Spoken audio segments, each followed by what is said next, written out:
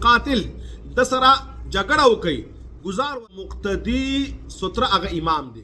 مجنون د یو منگزار مخ ته تیر شو. دی حدیث مبارکه کې نبی مهربان صلی الله علیه وسلم فرمایل فانما هو شیطان، دا شیطان دی.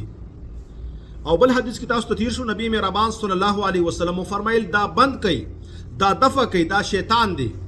او که په لاس نه لري کېږي جنگ وسره وکړي، گزار ورکړي چې ستا مخې ته دا تیر نشي. او دی بل حدیث کې نبی مهربان صلی الله علیه وسلم فرمایي څوک چې د یو منځګزار مخې ته تیریږي که دا د دې د عذاب نه خبر شو، دا به ورته اساني چې ځمکه وشوي او دا پکې ننوځي، خسفي وشي، ان یخسف لفظ راځي.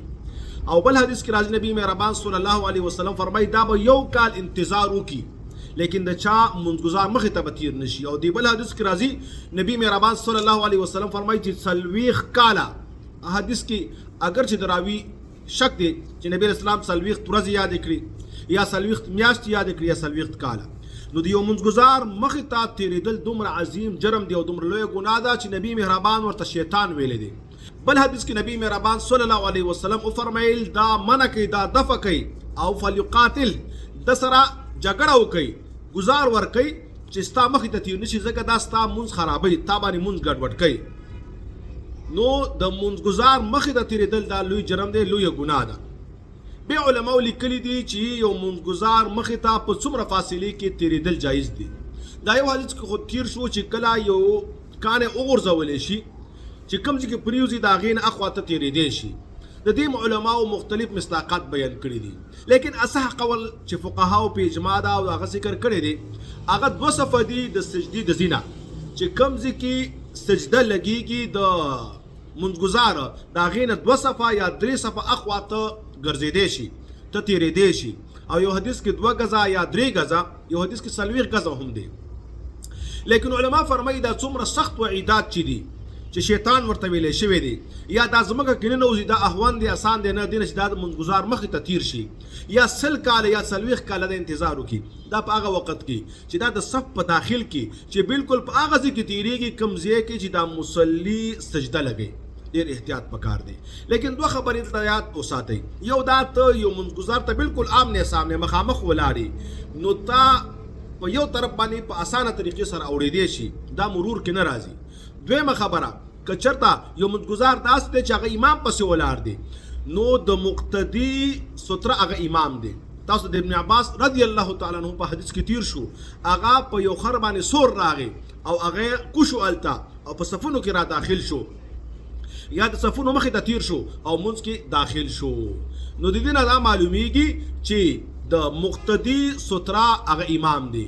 نو د صف مخې ته تیرېدل په وخت د ضرورت کې دا به جایز وي، دا په دې وعیداتو کې نه راځي. لیکن یو انسان د ځان ته منځ کې نو د لپاره دا سخت وعیدات دي چې د حدیث کې ورته شیطان ویلی شوی دی. دا د شیطان کار چې مسلمان باندې منځ خرابوي. او منځګزار ته پکار دي، بعض علما فرمایي چې دا توجه ونه کړي چا تیرېدو را تیرېدو ته.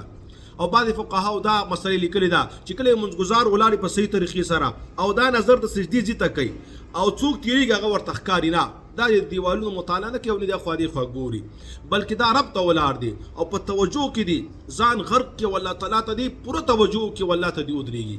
یو واقعه راځي و یو ځل مجنون د یو منځګزار مخې ته تیر شو، هغه سلام واره او سختې خبرې ورته وکړي.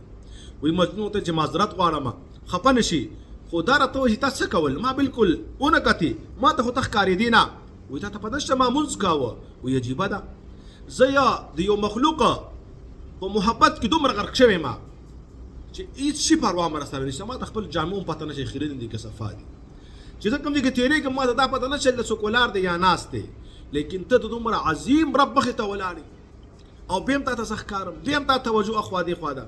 دا خبره موږ هغه وخت کې کوو چې کله په مانځه ولاړې او وروستو صفونو کې ماشومان ورانې کوي یا چغې وهي، هغوی مه دسه، هغوی مه راټه، مینه محبت سره جب کې ټافې نه وي د سر هغه ورکه او په اسانه طریقې پوهې که چې خیر دی بچې چغې مه وهه. تا ورته کله مه ووایه چې به جومات ته مه راځه، دا لوی ظلم دی.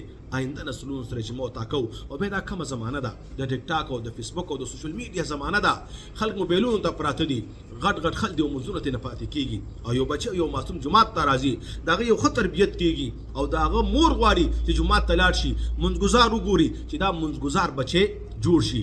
او بوډاګان یا مشران یا د جماعت متولیان یا بعضی زمون قاریان صاحبان هغه وਹੀ هغه دسی او چې وای چې دا مونږ باندې مقلاروي مونږ ته مرالیږي زمون منځ خرابوي اے بندا ته چاته ولاړې ولې توجه اخوا دی خوا ګرځې را ګرځې رب ته متوجه شه ورش احادیث ګوره صحابو چې کله منځونو باندې ولاړ دي غش راځي پاغه باندې لګيږي څه کېږي وینه تې تویږي داري وਹੀ لیکن دا پروا هم نشته هغه رب سره ملاقات کوي صحابو په کورونو کې اور دی اور لګېدلې دي هغه ته پروا هم نشته چغې سوري دي لیکن هغه بالکل خبرېږي نه ولې هغه د الله په محبت کې ځان غرق کړی دی او د الله محبت هغوی سره و الله تعالی دې وکړي چې په دې مسله باندې تاسو پوه شوي وصلی الله تعالی علی خیر خلقه محمد وعلى اله وصحبه اجمعین